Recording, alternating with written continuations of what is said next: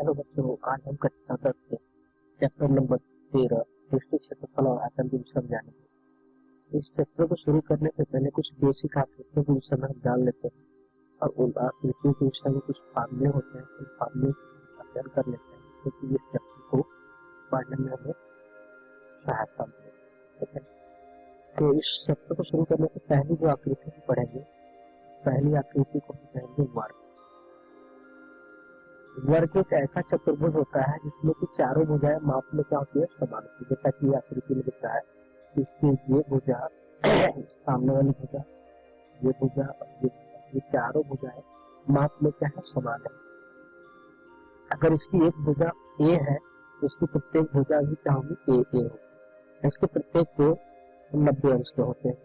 इससे संबंधित कुछ सूत्र जो होते हैं, जैसे वर्ग का परिमाप, वर्ग का परिमाप, वर्ग का परिमाप का मतलब हम कह सकते हैं इसके बाउंड्रियों की लंबाई, यानी कि ये वाली लंबाई, ये लंबाई, ये लंबाई और ये।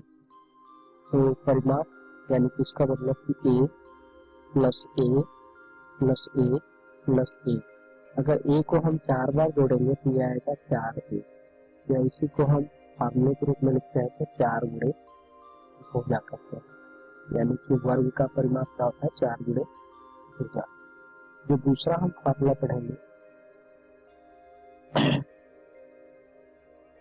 जो दूसरा हम फार्मूला पढ़ेंगे वो पढ़ेंगे हम क्या,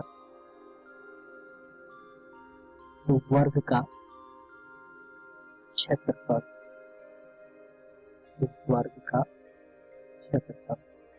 वर्ग का क्षेत्रफल जो होता है यानी कि ए गुणे ए, यानी कि ए स्क्वायर, और इसी को हम यहाँ कहते हैं कि ए हमारे पास भुजा है, इसी को कहते हैं कि भुजा का वर्ग। इसी वर्ग से संबंधित एक और फार्मूला पढ़ेंगे, इसको विकर्ण के विषय में।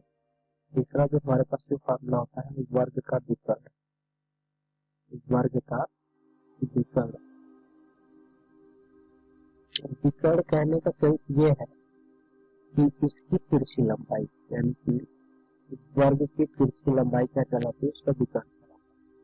यानी कि इसकी तिरछी लंबाई का जो सूत्र होता है निकालता है, वो होता है कड़ी में 2 गुणे भुजा। यानी कि कड़ी में 2 का गुणा भुजा में कर देंगे तो इसकी लंबाई निकल जाती है। अगला जो हम इस चैप्टर को पढ़ने से पहले एक और आकृति जो अगला पढ़ेंगे वो पढ़ेंगे आयत। आयत, आयत को अंग्रेजी में कहते हैं रेक्टेंगल, यानी कि रेक्टेंगल। इसको अगर हम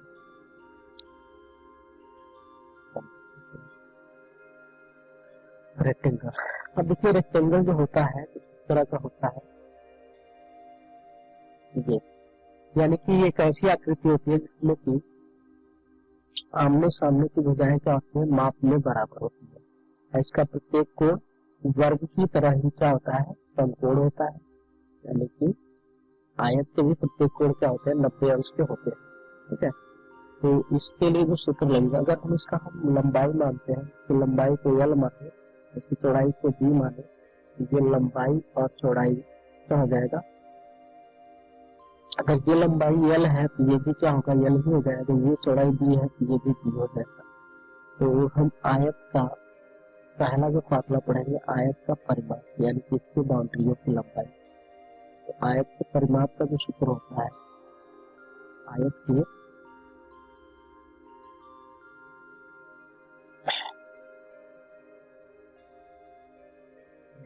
परिमाप का जो सूत्र होता है वो होता है L plus B plus L plus B। 2 बार लंबाई और 2 बार चौड़ाई को जोड़ेंगे, 2 बार लंबाई को जोड़ेंगे तो 2L, 2 बार चौड़ाई को जोड़ेंगे तो 2B। यहाँ करेंगे तो 2 कॉमन करेंगे तो L प्लस B। यानी कि आयत का परिमाप क्या होता है, 2 कुछ करने L प्लस B। अब दूसरा जो फार्मूला पढ़ेंगे हम इसमें, आयत का क्षेत्रफल, आयत का क्षेत्रफल। तो आयत का क्षेत्रफल का फार्मूला होता है L गुणे B।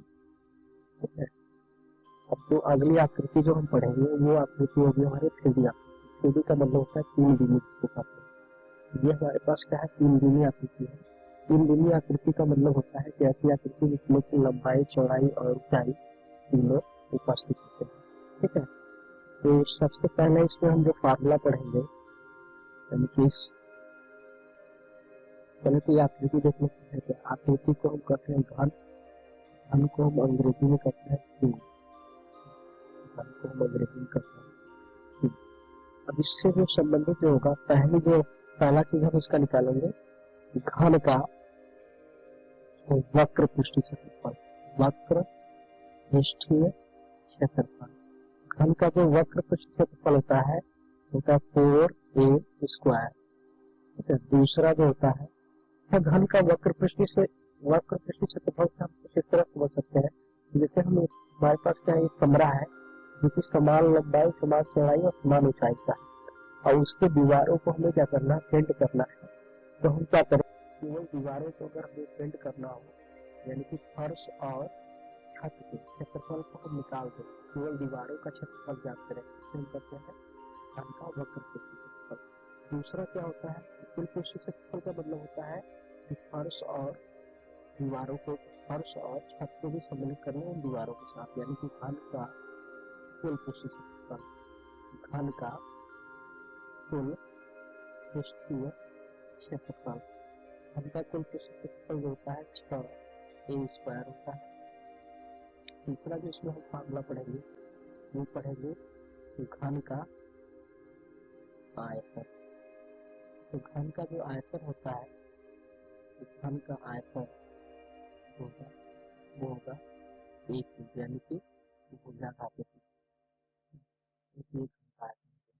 तो अगली जो आकृति हम पढ़ेंगे वो पढ़ेंगे हम घनाभ, तो कहते हैं घनाभ। घनाभ को हम कहते हैं क्यूबाइड,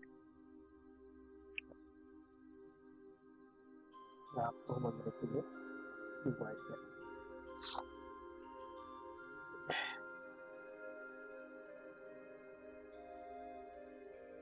घनाभ को हम अंग्रेजी में क्या कहते हैं, क्यूबाइड कहते हैं। तो यहाँ पे हम देखते हैं कि घनाभ से रिलेटेड भी 3 फार्मूले बनेंगे, यानी कि घनाभ जिसको कहते हैं कि ऐसी आकृति जिसमें की लंबाई, चौड़ाई और ऊंचाई तीनों मापने में डिफरेंट होते हैं, यानी कि अलग अलग होते हैं, तो उसे क्या कहते हैं, घनाभ। पहला इसका जो मिलेगा फार्मूला वो होगा घनाभ का वक्र पृष्ठीय क्षेत्रफल, यानी कि एक कमरा है हमारे पास जिसमें की लंबाई, चौड़ाई और ऊंचाई तीनों अलग अलग, तो उसका अगर क्या करें, छत और यानी कि छत और फर्श का क्षेत्रफल हम हटा दें, बाकी केवल दीवारों का क्षेत्रफल निकालें, तो इसको कहेंगे घनाभ का वक्र। ये बनता है दो पृष्ठीय L + B और साथ में क्या होता है, H होता है। ये पहला फार्मूला। दूसरा फार्मूला क्या होता है कि घनाभ का कुल पृष्ठीय क्षेत्रफल, घनाभ का कुल पृष्ठीय क्षेत्रफल जो होता है हमारे पास होता है 2 पृष्ठक में LB + BH + HL। यहाँ पे L, B और H क्या है, लंबाई, L है लंबाई, B क्या है इसकी चौड़ाई और H इसकी ऊंचाई। ठीक है, तीसरा जो फार्मूला हम इसके संबंधित पढ़ेंगे कि घनाभ का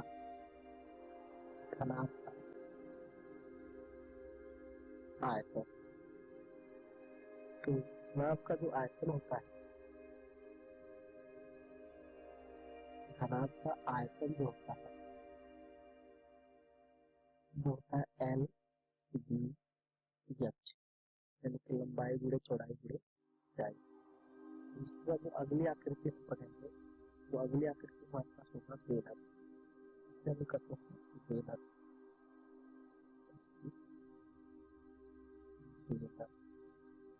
बेलक को हम अंग्रेजी में कहें सिलेंडर, सिलेंडर को कहते हैं यानी कि। अब देखिए ये एक ऐसी आकृति होती है, यानी कि इसमें एक गोलाकार भाग होता है, अब इसको 2 प्रकार के हम क्षेत्रफल निकालेंगे, एक खोखले बेलन का, एक जो क्या होगा पूरी तरह से ठोस होगा। ठीक है, तो खोखले बेलन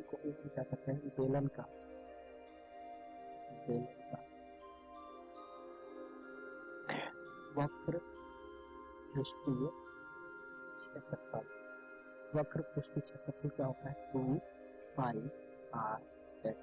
या इसी को बेलन का जो वक्र पृष्ठीय क्षेत्रफल हम कहते हैं, इसी को हम खोखला बेलन भी कहते हैं, क्योंकि इस बेलन में से हम देखते हैं सीधे तो आर पार में दिखती है। ठीक है, तो इसी को हम कहते हैं बेलन का वक्र पृष्ठीय क्षेत्रफल, या इसी को हम पार्श्व पृष्ठीय क्षेत्रफल भी कहेंगे, या खोखले बेलन का पृष्ठीय क्षेत्रफल कहते हैं। ठीक है, दूसरा जो फॉर्मूला हमारा बनेगा बेलन का कुल पृष्ठीय क्षेत्रफल।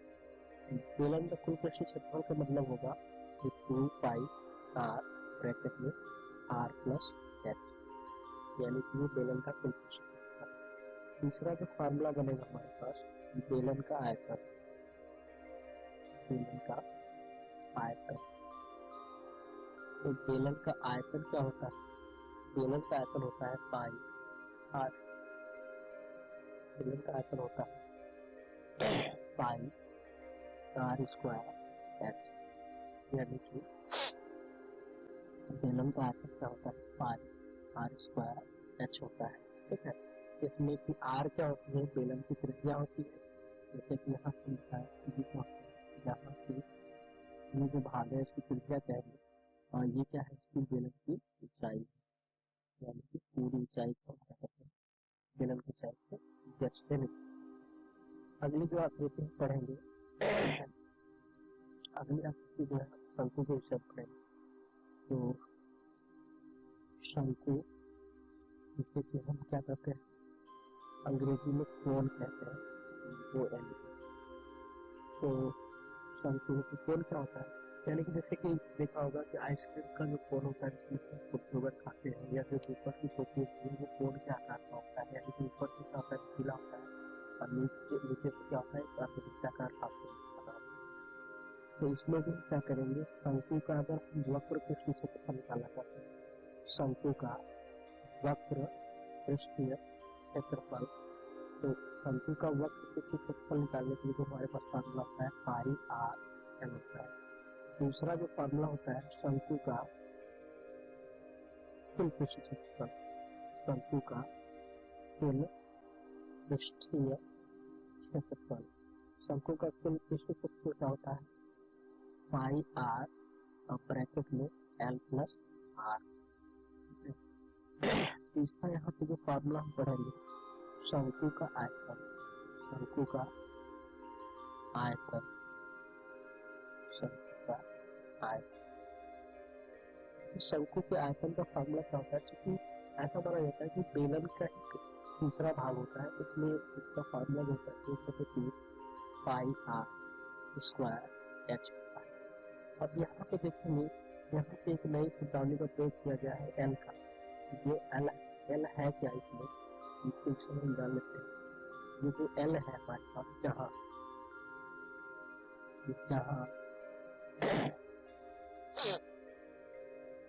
जहाँ एल क्या है? जहाँ एल शंकु की त्रिज्या को चाहिए, शंकु की त्रिज्या को चाहिए, त्रिज्या की चाहिए क्या होता है? ये देखते हैं, त्रिज्या की चाहिए का मतलब ये है, ये जो लेंथ है इसको भी त्रिज्या की चाहिए, इस तरह के लेंथ को क्या करेंगे? त्रिज्या की चाहिए। और ये जो सारा लेंथ पूरा सीधा, इस लेंथ को क्या करेंगे? शंकु का कुल ऊंचाई, यानी कि त्रिज्या की ऊंचाई और कुल ऊंचाई के साथ, यानी कि शंकु की त्रिज्या की ऊंचाई एल, और एच क्या है? ऊंचाई है, तो ऊंचाई का मतलब लंबवत ऊंचाई, और आर क्या है? त्रिज्या है। आर क्या है? त्रिज्या। अच्छा, शंकु की ऊंचाई, त्रिज्या और त्रिज्या में एक संबंध होता है जिसे हम कहते हैं N square equal to H square plus R square. ये हमारे पास क्या होता है? तीनों में संबंध होता है। इन संबंधों को अगर केवल यल बराबर निकालना चाहें तो यल बराबर जो फार्मूला बनेगा वो रूट में बनेगा H square plus R square. या इसी चीज को हम क्या करें कि केवल एच बराबर निकालना चाहते हैं, ऊंचाई अगर निकालना चाहते हैं तो ये ऊंचाई बराबर कड़ी में क्या होगा, ऊंचाई बराबर कड़ी में होगा L square minus R square, L square minus. अगर हम केवल एल बराबर निकालना चाहते हैं तो एल बराबर आर बराबर निकालना चाहते हैं तो आर बराबर निकालने के लिए कड़ी में क्या करना होगा, कड़ी में L square minus H square करना, ये तीनों एक दूसरे के पूरक होते हैं, ठीक है। अब इसके बाद जो अगली आकृति में पढ़ना है गोला को हम अंग्रेजी में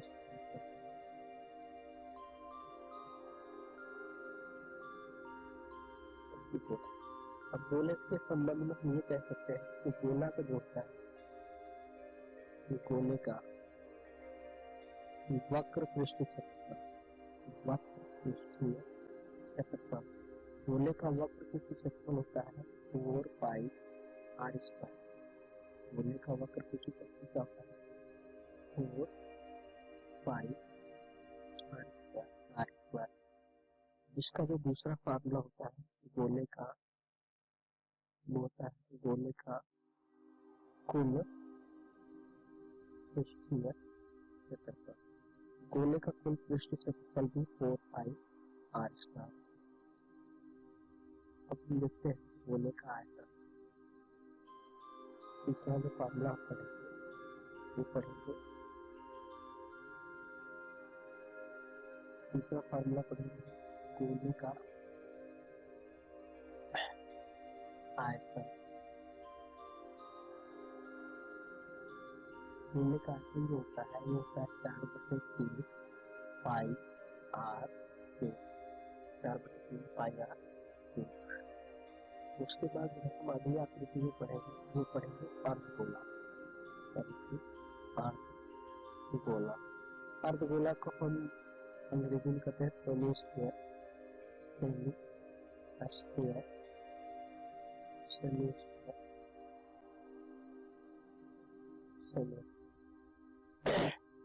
सेमी स्क्वायर को हम लिख सकते हैं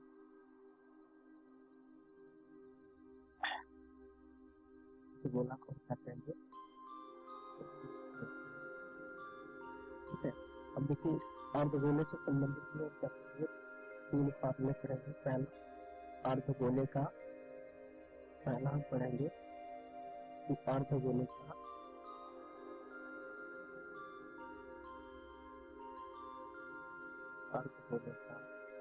वक्र पृष्ठीय क्षेत्रफल, वक्र पृष्ठीय क्षेत्रफल क्या होगा 2 पाई आर स्क्वायर। दूसरा जो फार्मूला हम पढ़ेंगे अर्धगोले का, अर्धगोले का कुल पृष्ठीय क्षेत्रफल, अर्धगोले का कुल पृष्ठीय क्षेत्रफल होता है 3 पाई आर स्क्वायर। तीसरा जो फार्मूला हम पढ़ेंगे वो पढ़ेंगे अर्धगोले का आयतन, अर्धगोले का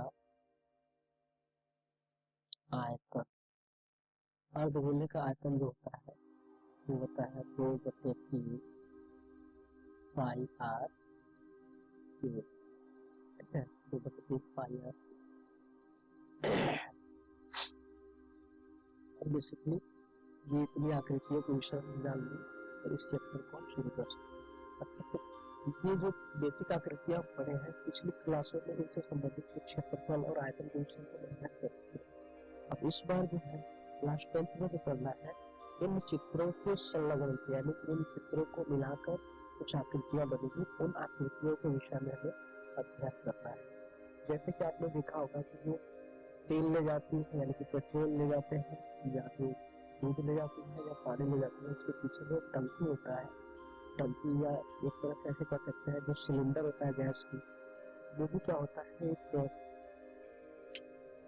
दो प्रकार के आकृतियों से मिलकर बना होता है। जैसे कि यहाँ पे टैंक का एग्जाम्पल देख सकते हैं कि ये जो आकृति है हमारे पास वो क्या है, कई प्रकार के टुकड़ों से मिलकर बना हुआ है। यानी कि ये जो आकृति है आप देख सकते हैं कि ये पीछे वाला हिस्सा ये क्या है, एक अर्धगोला, एक बेलन और पुनः एक अर्धगोले से मिलकर बना हुआ है। तो इसको हम क्या करते हैं, ऐसी आकृतियों को, यानी कि जो दो या दो से अधिक आकृतियों को मिलकर बना है, उन आकृतियों से बने चित्रों का जब हम क्षेत्रफल निकालते हैं तो उन आकृतियों में प्रयुक्त सभी अलग अलग प्रकार के चित्रों का अलग अलग क्या करते हैं, क्षेत्रफल निकालते हैं। उसके बाद हम क्या करते हैं, उसको हम ऐड करके तो लिखते हैं। जैसे कि यहाँ पे एक एग्जाम्पल दिया हुआ है कि रशीद को जन्मदिन के उपहार के रूप में एक लट्टू मिला जिस पर रंग नहीं किया गया था। वह इस पर अपने मोमिया रंगों से रंग करना चाहता है। यह लट्टू एक शंकु के आकार का है जिसके ऊपर एक अर्धगोला अध्यारोपित है, जैसे कि आकृति में दिया गया है। ये आकृति हमारे बगल में दिया हुआ है। इसमें हमें पता क्या है कि ये जो लट्टू बना है दो प्रकार की आकृतियों से मिलकर बना हुआ है। एक शंकु से मिलकर बना हुआ है, एक अर्धगोले से मिलकर बना हुआ है। पूरी लट्टू की ऊंचाई जो दिया हुआ है, हमें दिया हुआ है 5 सेंटीमीटर।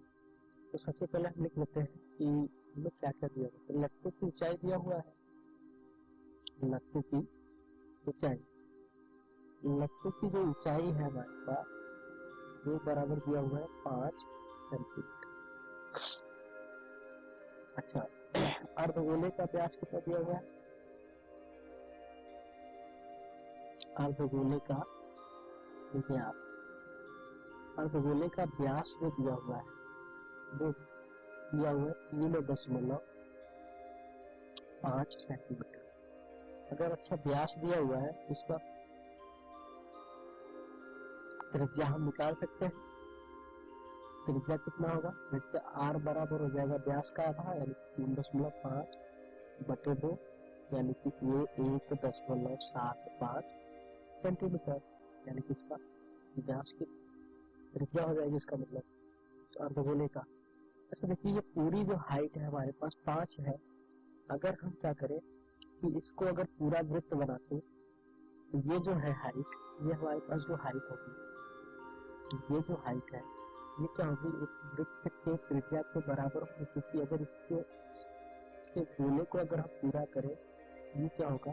ये यहाँ से यहाँ तक इसके केंद्र की दूरी होगी और केंद्र से किसी भी परिधि के बीच की दूरी क्या कहलाता है? वृत्त की त्रिज्या ही कहलाता है। यानी कि इसकी जो ऊंचाई दिया हुआ है अर्धगोले के रूप में वो कितना होगा? उस त्रिज्या के बराबर ही होगा। इसका मतलब कि अगर केवल शंकु की ऊंचाई ज्ञात करना चाहे, केवल शंकु की ऊंचाई, केवल शंकु की ऊंचाई ज्ञात करना चाहे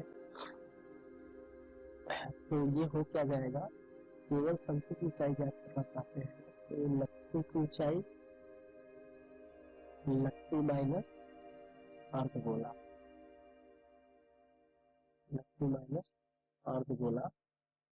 की ऊंचाई, यानी कि लट्टू की ऊंचाई में से हम अर्धगोले की ऊंचाई को घटा दें।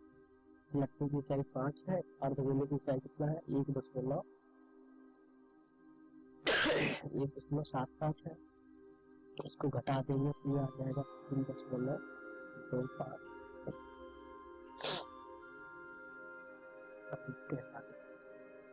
अब हमें करना क्या है? पूरे लट्टू का क्षेत्रफल निकालना है। तो लट्टू का क्षेत्रफल निकालने से पहले हमें क्या चाहिए? क्योंकि जो शंकु का क्षेत्रफल निकालना है तो शंकु का जो क्षेत्रफल होता है पाई आर यल होता है, उसके लिए यल बराबर, अगर हम तिर्यक ऊंचाई निकालना चाहें पहले ये हो जाएगा तिर्यक ऊंचाई एल बराबर, जो हमारे पास फार्मूला आता है वो होता है रूट में h² प्लस r²। ये करेंगे तो h का मान हमारे पास कितना है? h का मान है शंकु की जो ऊंचाई है वो है हमारे पास 3.25 है, 3.25 का वर्ग प्लस ये जो है हमारे पास r है 1.75 का वर्ग। अब इन दोनों को हल करेंगे तो l का जो मान आएगा लगभग 3.7 आएगा। ये लगभग में उनको हम हल करते हैं तो 3.7 अब इसके बाद देखते हैं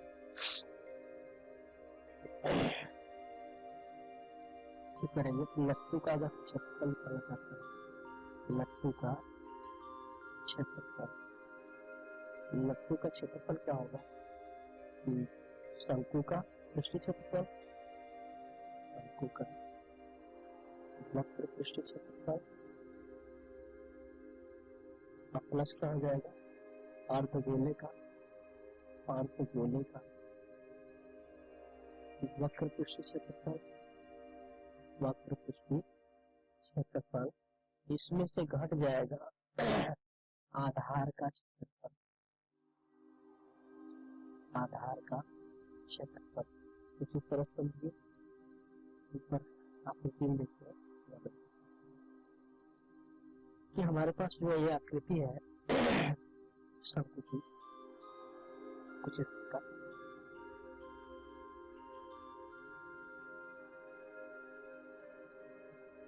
अगर हम क्या करते हैं अर्धगोले का हम क्या करते हैं मेजर करते हैं वक्र पृष्ठ क्षेत्रफल, तो इसमें क्या होगा, इस आधार का क्षेत्रफल सम्मिलित रहेगा, और शंकु का भी हम क्या करेंगे क्षेत्रफल निकालेंगे, तो ये भी इस आधार का क्षेत्रफल सम्मिलित रहेगा। इसका मतलब ये है कि जब हम हल करेंगे पूरे लट्टू का क्षेत्रफल निकाल रहे हैं, तो इसमें क्या हो रहा है कि दो दो बार इस आधार के क्षेत्रफल को हम सम्मिलित कर रहे हैं, जो कि क्या होगा त्रुटि उत्पन्न हो जाएगा। इसके लिए हम क्या करेंगे कि एक बार हम इसके आधार के क्षेत्रफल को क्या करेंगे घटा देंगे। तो इस तरह से यहाँ पे क्या हुआ कि लट्टू का क्षेत्रफल निकाला है तो शंकु का प्लस अर्धगोले का क्षेत्रफल अब माइनस कर देंगे उसमें से आधार का क्षेत्रफल। यहाँ देखिए यहाँ क्या मिलेगा आपको, क्षेत्रफल बराबर यहाँ से हो जाएगा,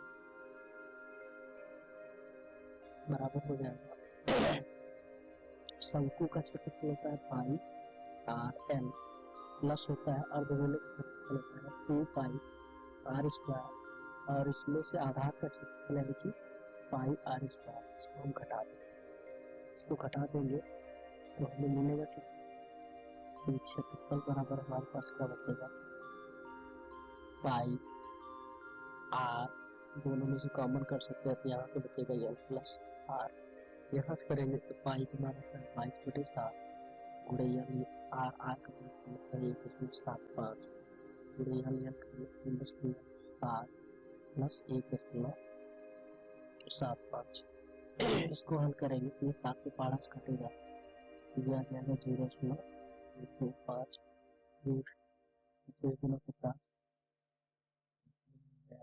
5.50 और गुणे, इसको हल कर देंगे कितना आ जाएगा ये 5 7 7 14 4 4 5.45, इसको जब हल करेंगे यानी कि 545 गुणे 55, ये करेंगे 5 5 5 27, 5 2 7 5 7 9 29,975, इसका रिजल्ट हो जाएगा 2975, ये 213 तीन अंकों पर रखने लगा यानी 24,975 सेंटीमीटर स्क्वायर। अगला जो हमारे पास प्रश्न है कह रहा है कि आकृति 13/7 में दर्शाया गया है कि सजावट के लिए प्रयोग होने वाले ब्लॉक दो ठोसों से मिलकर बना है, इसमें से एक घन है और दूसरा अर्धगोला है। इस ब्लॉक को आधार 5 सेंटीमीटर वाले कोरों या किनारों से वाला एक घन है और उसके ऊपर लगे हुए अर्धगोले का व्यास 2। इस ब्लॉक का संपूर्ण पृष्ठफल यहाँ से करते क्या है कि हमारे पास एक ठोस घनाकार क्या है, ठोस घन है, इसका जो है भुजा दिया हुआ है 5, यानी कि घन का भुजा देने का मतलब कि इसकी लंबाई, इसकी ऊंचाई और इसकी लंबाई चौड़ाई और ऊंचाई तीनों मापने क्या होंगे समान होंगे, 5-5 सेंटीमीटर होंगे। और उसके बाद जो है इसके ऊपर जो अर्धगोला है तो अर्धगोले का व्यास दिया होता है 4/2, यानी कि सबसे पहले तो हम लिख लेते हैं, हम लिखेंगे कि जो है घन की भुजा कितनी, घन की भुजा, घन की घन की भुजा, घन की भुजा की माप, घन की भुजा की माप बराबर कितना है 5 सेंटीमीटर है, ठीक है। उसके बाद जो है अर्धगोले का व्यास, अर्धगोले का व्यास कितना है, तो अर्धगोले का व्यास दिया हुआ है 4.2 सेंटीमीटर।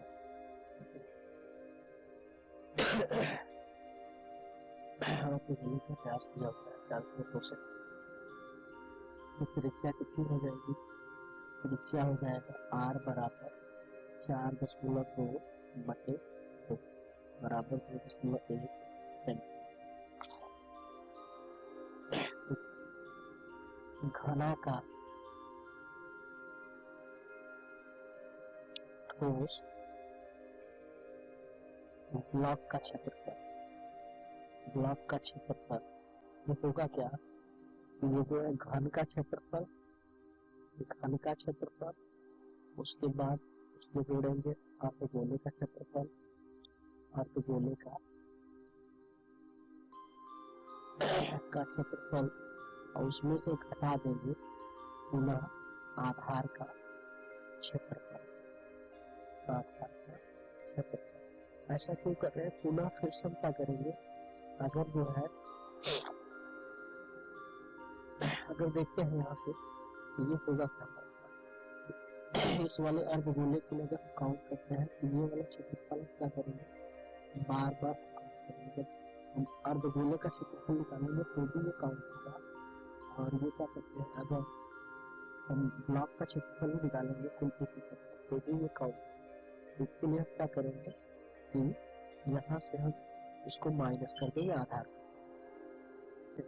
यहाँ पे देखते हैं, यानी कि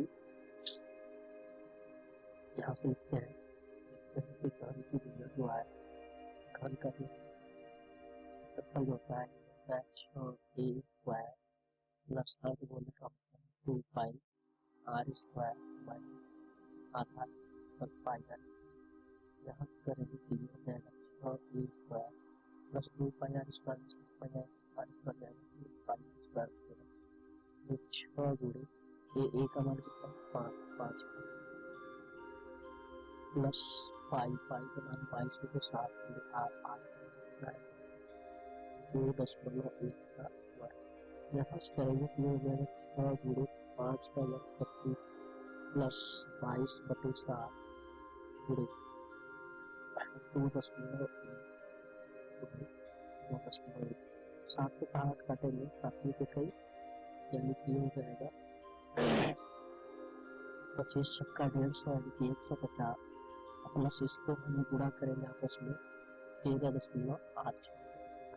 इन सबको हम आपस में जोड़ते हैं,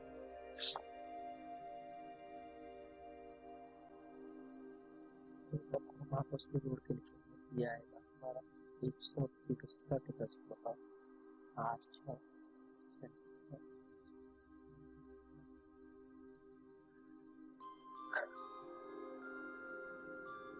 आज के लिए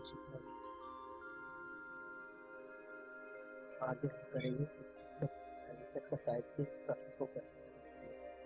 अगर भी आपको हमारा ये वीडियो अच्छा लगा होगा तो चैनल को सब्सक्राइब करें, लाइक करें, कमेंट करें और शेयर करें।